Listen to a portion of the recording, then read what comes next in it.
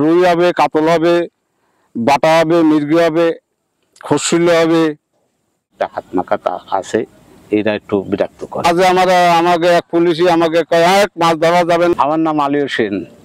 পেশায় আমার প্রায় 37 বছর আমি এই পেশায় থাকি। খুলনা ক্যান্টনমেন্টের গায়ে আমাদের বাড়ি। এখানে আমরা এই ধনু পোনা ধরি।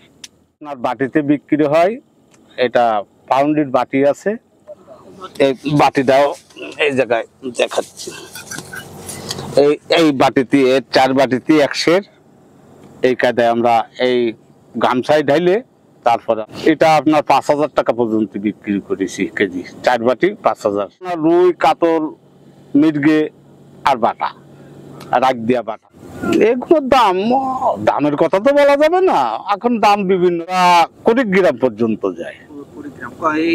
গাইবান্ধা 20 গ্রাম পর্যন্ত আপনার 33 লগ্ন ধরেই আসে, তাতে তাদের এই বিষয়টা ধরা যাবে। কেন আমি কম করলি 25 বছর নদীতে না, খালি এই জায়গায় এই গোয়ালদায় 25 বছর আছি, পাতুরি আছি 5-7 বছর, জানিপুর ছিলাম, সব জায়গায় কম বেশি ধরি। এখন বাসায় এই আমাদের এখন শেষ হয়ে গেছে। এখন আমরা 2-1 ভিতরে ইনশাল্লাহ আমরা আল্লাহ যদি নাই বাড়ি চলে যাব। আবার ফিরে বছর যদি আল্লাহ হাতে বাঁচায়, আর যদি আল্লাহ নেয়, ইলিশ মাছের সাথে এর কোনো সংযোগ নাই। আর প্রকৃততে এই মাছটা তো আমাদের বাংলাদেশি না, এটা হলো ইন্ডিয়ান থেকে, পাহাড়ের থেকে আসে। পাহাড়ের থেকে আসে, এই পাহাড় থেকে আসলে আবার এর ভিতর আছে যে এই যে নদী দিয়ে ভাটে যাচ্ছে, আমার খুলনায় গেলে একটা মাছও পাওয়া যাবে না, নুনা পানি সব মারা যাবে। পানির মাছ এই নুনা পানিতে যার সাথে এই রেণুপূর্ণ মারা যাবে। কোনোদিন সমস্যার সমাধান হয়নি, তবে একটা জিনিস আছে বিভিন্ন জায়গায়, তবে এই জায়গায় না, ওই পাবনা জেলায় অধিক গেলে একটু উৎপাত, টাকা পয়সা উৎপাত করে। আমাদের ওই হাত মাখাতা আছে, এরা একটু বিরক্ত করে, কিছু টাকা পয়সা দেওয়া লাগে, এ জায়গায় না। এখন কিছু কিছু অনেক সময় মাঝে একবার পুলিশই দেখা গেল যে হয়রানি করেছে। আসলে তো আমরা প্র্যাকটিক্যাল জিনিসটা জানে না।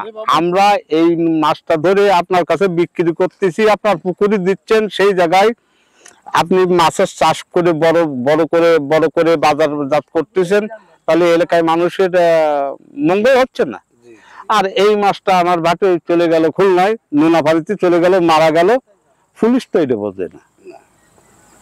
পুলিশ দেখা গেল এটা প্র্যাকটিক্যাল এটা বোঝে না যে ধরতে কোনো গাঙের মাছ, গাঙে থাকলে মাছ প্রচুর মাছ হবে, আমরা তো এটা মাইরে ফেলাচ্ছি না।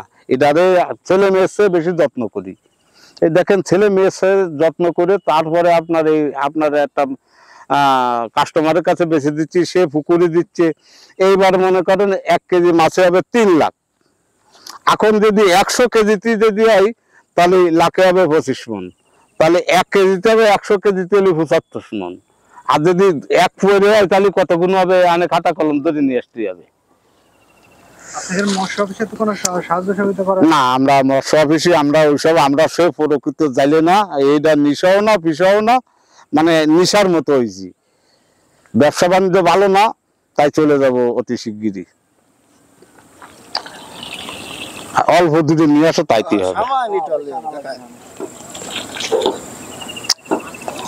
আমার কাছে দাও।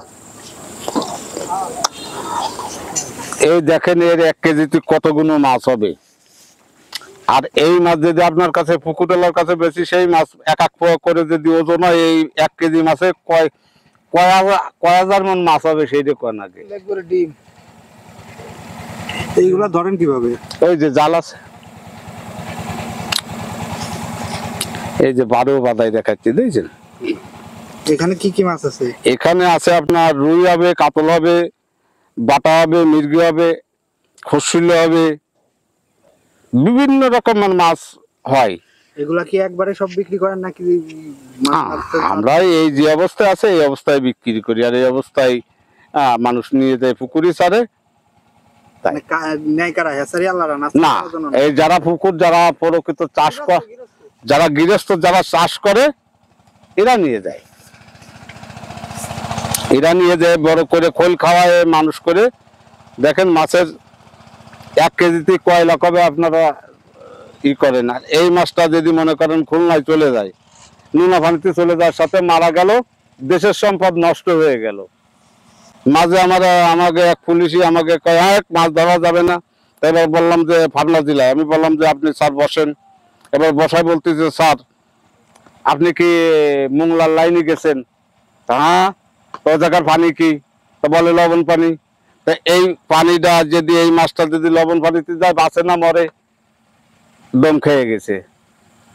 কারণ লক্ষ লক্ষ লক্ষ মন ডিম চলে যাচ্ছে একটা মাছও সাগরে। যদি আপনি যদি একটা রুই মাছের বাচ্চা দেখাতে পারেন, তাহলে আপনি যে সাজা দেবেন আমি সেই সাজা মাথা পেতে নেবো। তা কয় না।